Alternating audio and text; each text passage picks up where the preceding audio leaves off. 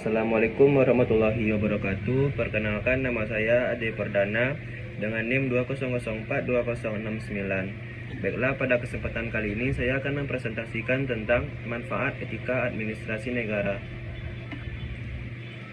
Manfaat etika administrasi negara yang pertama yaitu mewujudkan pemerintahan yang bersih, efisien, dan efektif. Yang kedua yaitu ketersediaan untuk menerima pendapat yang lebih benar walau datang dari orang per orang ataupun sekelompok orang. Yang ketiga, menghargai perbedaan dan jujur dalam persaingan. 4. Menumbuhkan suasana politik yang demokratis yang bercirikan keterbukaan, rasa tanggung jawab, dan tangkap aspirasi rakyat. Yang kelima yaitu menjunjung tinggi hak asasi manusia. Etika pelayanan publik dalam arti yang sempit. Pelayanan publik adalah suatu tindakan pemberian barang dan jasa kepada masyarakat oleh pemerintah dalam rangka tanggung jawabnya kepada publik, baik diberikan secara langsung maupun melalui kemitraan dengan swasta dan masyarakat. Berdasarkan jenis dan intensitas kebutuhan masyarakat, kemampuan masyarakat dan pasar. Konsep ini lebih menekankan bagaimana pelayanan publik berhasil diberikan melalui suatu delivery sistem yang sehat.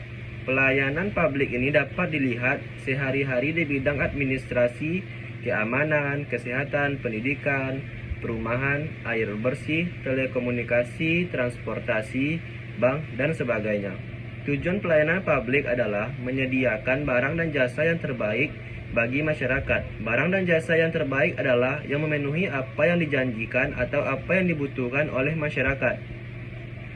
Dengan demikian, pelayanan publik yang terbaik adalah yang memberikan kepuasan terhadap publik, kalau perlu melebihi harapan publik. Keterkaitan etika dan proses pembangunan. Administrasi negara dan administrasi pembangunan menjadi suatu proses yang berfokus proses pembangunan yang diselenggarakan oleh suatu negara dalam rangka pencapaian tujuan dan cita-cita tertentu, termasuk cara-cara ilmiah yang digunakan dalam pemecahan masalah, menghadapi tantangan, memanfaatkan peluang, dan menyingkirkan ancaman. Dalam rangka pencapaian tujuan pembangunan tersebut, hal penting yang tidak dapat dihindari adalah hal yang berkaitan dengan etika administrasi.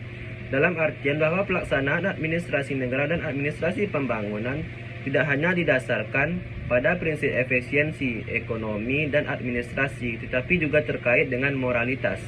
Hal tersebut berarti bahwa dalam konteks administrasi pembangunan, maka dalam proses pembuatan keputusan dan kebijaksanaan serta implementasi kebijaksanaan tersebut harus didasarkan pada pertimbangan moral.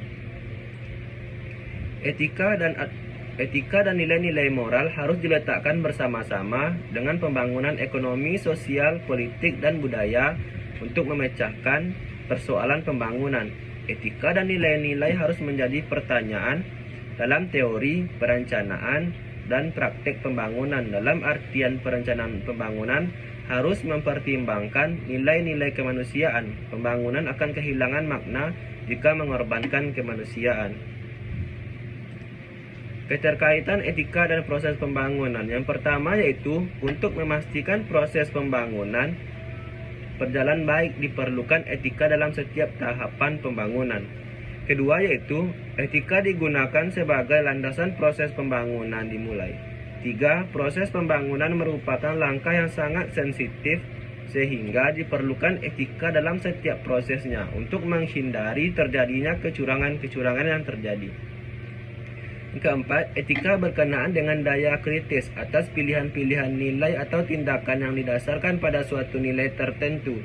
Jadi, misalnya suatu kebijakan pembangunan dilakukan dengan mengedepankan orang-orang kaya terlebih dahulu dengan harapan akan adanya efek menetes ke bawah atau trickle down effect.